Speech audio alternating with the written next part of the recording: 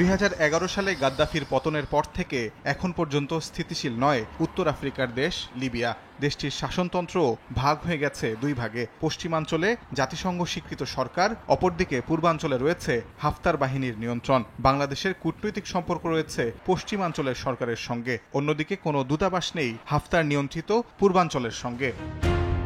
অথচ ভূমধ্যসাগর পাড়ি দিয়ে ইউরোপে যাওয়ার আশায় লিবিয়ার রুট ব্যবহার করা বেশিরভাগ বাংলাদেশিই যান পূর্বাঞ্চলের উপকূলীয় শহর বেনগাজিতে। সেখানে যাওয়ার পর অনেক বাংলাদেশিকেই একদল গোষ্ঠী জিম্মি করে মুক্তিপণ চায় পরিবারের কাছে। মুক্তিপণ না পাওয়া পর্যন্ত ডিটেনশন ক্যাম্পে রেখে চালানো হয় অমানবিক নির্যাতন।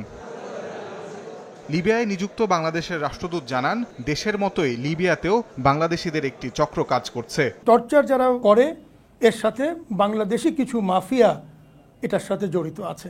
পূর্বাঞ্চলের সঙ্গে কূটনৈতিক সম্পর্ক না থাকায় ডিটেনশন ক্যাম্প থেকে উদ্ধার করে বাংলাদেশিদের ফেরানোর ক্ষেত্রেও চ্যালেঞ্জের মুখে পড়তে হয় দূতাবাসকে। গত 1.5 বছরে প্রায় 1800 বাংলাদেশিকে ফেরানো হলেও এখনো প্রায় 450 বাংলাদেশি আটকে রয়েছে লিবিয়ায়। এখন জন্ম সনদ দিয়ে খোলো বিকাশ স্টুডেন্ট অ্যাকাউন্ট।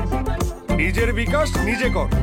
পশ্চিমাঞ্চল থেকে পূর্বাঞ্চলে যাওয়ার জন্য দুই দেশের মিনিস্ট্রি থেকে আমাকে লিখিত পারমিশন নিতে হয়। কখনো কখনো আমাকে পারমিট করা হয়, কখনো করা হয় না। বাঙালি এবং লিবিয়ান যারা এই কিডন্যাপ এবং এই সমস্ত তৎপরতার সাথে জড়িত, তারা অলরেডি অ্যারেস্ট হয়ে গেছে।